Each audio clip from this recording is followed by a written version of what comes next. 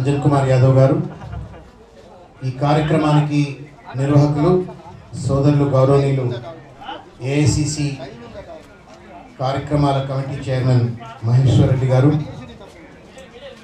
వేదికపై ఉన్నటువంటి పెద్దలు దామోదర్ రాజనరసింహ గారు, బంటి విక్రమార్క గారు, డాక్టర్ మల్లు రవి గారు, పొన్నాల లక్ష్మయ్య గారు, దామోదర్ రెడ్డి గారు, శివసేన రెడ్డి గారు, వెంకట్ గారు, శ్రీకాంత్ గారు, గీతారెడ్డి గారు, అందరికీ వేదికపై ఉన్నటువంటి పెద్దలందరికీ పేరు పేరున మహేష్ గౌడ్ గారికి, రామ్మోహన్ రెడ్డి గారికి, ఫిరోజ్ గారికి పేరు పేరున అందరికీ కూడా నమస్కారం. అదేవిధంగా ఇంత పెద్ద వర్షం కురుస్తుంటే కూడా లెక్క చేయకుండా పోరుకు మేము సైతం అని సిద్ధమై వచ్చినటువంటి వందలాది మంది వేలాది మంది కాంగ్రెస్ పార్టీ కార్యకర్తలకు, అదేవిధంగా ఈ కార్యక్రమాన్ని టీవీల ద్వారా సామాజిక మాధ్యమాల ద్వారా చూస్తున్నటువంటి ఒక తెలంగాణ వ్యాప్తంగా ఉన్న కాంగ్రెస్ పార్టీ కార్యకర్తలకు, ప్రజలకు, మీడియా మిత్రులకు అందరికి కూడా హృదయపూర్వకంగా నమస్కారం. టెలిఫోన్ ట్యాపింగ్ అంటే మనందరికీ తెలుసు.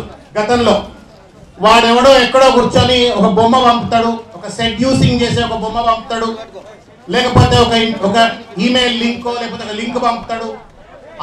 ఏదైనా క్లిక్ చేసినట్టయితే ఆ ఫోన్ మొత్తం కాంప్రమైజ్ అయిపోతుంది అని చెప్పని. కానీ పెగసిస్ అనేటువంటి ఒక సాఫ్ట్వేర్ ఏం అవసరం లేదు. మన నెంబర్ వాడి దగ్గర ఉంటే చాలు.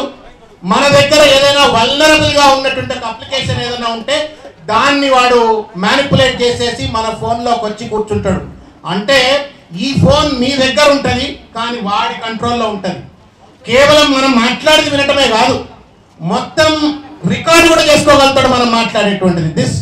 ఈ స్పీకర్ ఏదైతే ఉందో మైక్రోఫోన్ అయిపోతుంది, కెమెరా మొత్తం వాణి బొమ్మలు పంపించేటువంటి రీతిలో కూడా అయిపోతుంది. అంత దుర్మార్గమైన డేంజరస్ సాఫ్ట్వేర్ ఇది.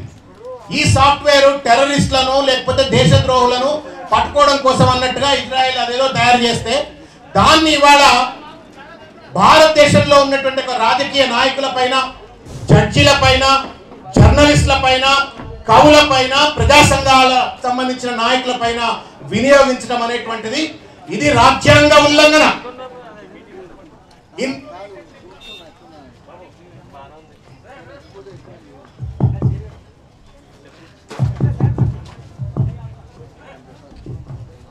హలో, ఇది రాజ్యాంగ ఉల్లంఘన. ఇన్ఫర్మేషన్ టెక్నాలజీ యాక్ట్ ప్రకారం కావచ్చు, లేకపోతే రైట్ టు ప్రైవసీ యాక్ట్ ప్రకారం కావచ్చు, ఇది రాజ్యాంగ ఉల్లంఘన. ఎవడైతే రాజ్యాంగానికి ఉల్లంఘనకు పాల్పడతాడో వాడు దేశద్రోహే. నరేంద్ర మోడీ ప్రభుత్వం కూడా ఇవాళ ఒక దేశద్రోహానికి పాల్పడుతున్నట్టుగా మనం భావించవలసి వస్తుంది సోదరులారా అని చెప్పి నేను తెలియజేస్తా ఉన్నాను. చుప్పే దొంగల లెక్క మన ఇండ్లలోకి వచ్చి, మన టెలిఫోన్ల ద్వారా మన ఇండ్లలోకి వచ్చి మన వ్యక్తిగత సమాచారాన్ని ఇవాళ దోపిడీ చేస్తున్నటువంటి ఒక ప్రభుత్వం ఇవాళ కనబడతా ఉంది. అందుకే ఎవరో అంటా ఉన్నారు ఇవాళ భారతీయ జనతా పార్టీ కాదు, ఇది భారతీయ జాసూసీ పార్టీ అని చెప్పని ఈ సందర్భంగా నేను తెలియజేస్తా ఉన్నాను. దొంగ పిల్లల లెక్క వ్యవహరిస్తా ఉన్నారు. ఎందుకు ఈ భయం? ఎవడు చేస్తాడు? పక్కింటోడు ఏం మాట్లాడుతున్నాడో, పక్కోడు ఏం మాట్లాడుతున్నాడో ఎవడు తెలుసుకునే ప్రయత్నం చేస్తాడు.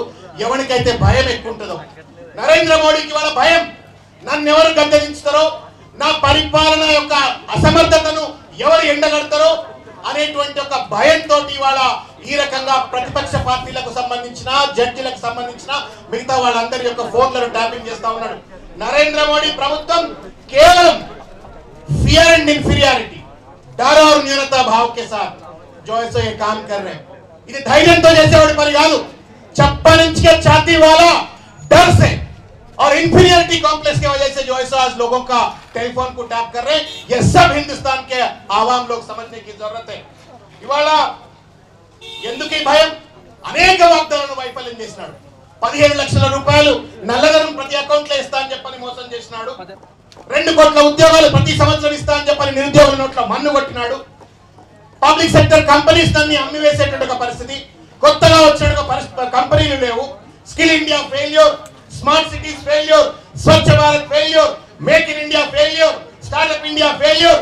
ఆఖరికి అన్నం పెట్టేటువంటి రైతన్న నోట్ల కూడా మన్ను కొట్టి కేవలం మతపరమైనటువంటి భావనలు రెచ్చగొట్టి ఒక ఆధిపత్య రాజకీయాలను, ఒక చిల్లర రాజకీయాలను నరేంద్ర మోడీ వేదికగా, ఢిల్లీ వేదికగా పరిపాలిస్తుంటే ప్రశ్నించే గొంతుకలను ఇవాళ ప్రశ్నించే గొంతుకలను ఇవాళ అణచివేసేందుకోసం అని చెప్పని ఈరోజు ఫోన్ ట్యాపింగ్ పాల్పడతా ఉన్నాడు.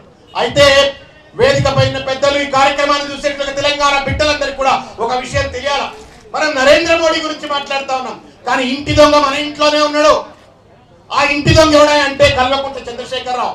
నరేంద్ర మోడీ ఏ రకంగానైతే పెగసిస్ సాఫ్ట్వేర్ ద్వారా టెలిఫోన్ క్లోనింగ్ కు ట్యాపింగ్ కు పాల్పడతా ఉన్నాడు, అదే రకంగా కల్వకుంట్ల చంద్రశేఖరరావు కూడా టెలిఫోన్ ట్యాపింగ్ కు పాల్పడతా ఉన్నాడు. ఇది తెలంగాణ సమాజం తెలుసుకోవాల్సిన అవసరం ఉంది. మీ అందరికీ గుర్తే ఉంటది, గతంలో జయేష్ రంజన్ అని చెప్పని ఐటీ సెక్రటరీ ఎవరైతే ఉన్నారో ఆ కిసిగా నామ్ దో మే ఇంకా జనన్ కుండలి దేతామని చెప్పని అన్నాడు. ఒకసారి మీకు గుర్తుంటుందో లేదో, ఒకసారి అన్నాడు. ఒకనొక చార్టెడ్ అకౌంటెంట్స్ మీటింగ్ లో మాట్లాడుతూ technologically we are so superior today, నాకు కనుక ఒకటి పేరు ఇవ్వండి వాడిని జన్మకుండలు ఇస్తా, అంత డేటా మా దగ్గర ఉంది వ్యక్తులకు సంబంధించిందని చెప్పని.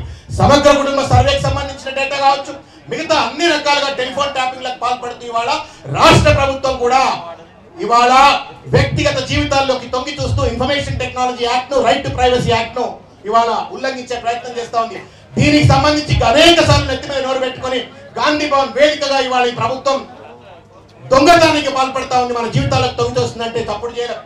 ఢిల్లీకి వెళ్ళిన ఒకసారి నేను ఢిల్లీకి వెళ్ళి సాక్షాత్తు హోంశాఖ మంత్రి అయిన కిషన్ రెడ్డి గారికి అయ్యా జయేష్ రంజన్ ఇన్ఫర్మేషన్ టెక్నాలజీ మంత్రి ఈ రకంగా చేస్తుందని చెప్పని ఎవిడెన్సెస్ తో ఒక 9 పేజీల రిప్రజెంటేషన్ ఇచ్చిన దొందే కాబట్టి కిషన్ రెడ్డి గారు కూడా ఏం చర్య తీసుకోవాలా.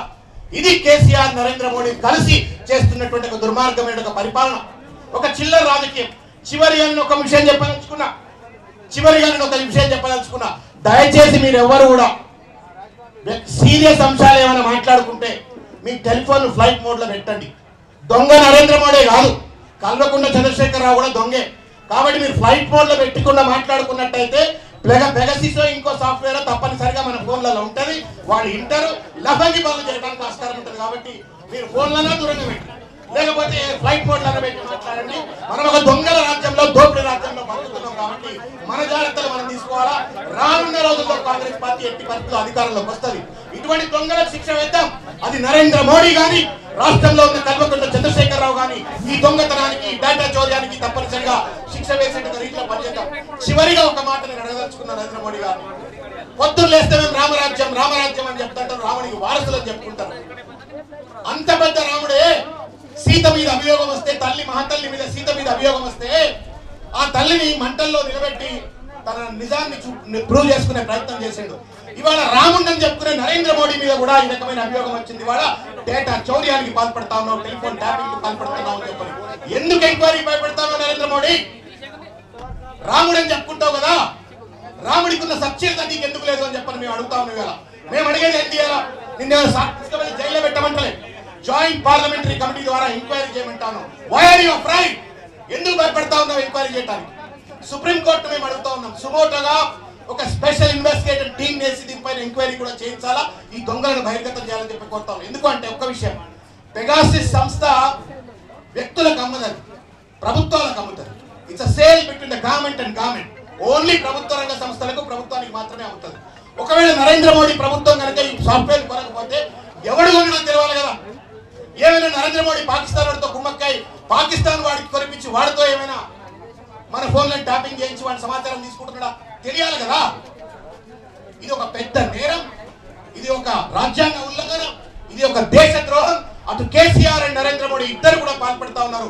ఇద్దరి పట్ల కూడా మనం అదే రకమైన వైఖరితో పోరాటం చేసి ముందుకు వెళ్ళాల్సిన అవసరం ఉందని చెప్పని తెలియజేస్తూ, నాకు ఈ అవకాశం ఇచ్చిన పెద్దలు अंजन कुमार यादव गाరికి హృదయపూర్వకంగా ధన్యవాదాలు తెలియజేస్తా ఉన్నాం.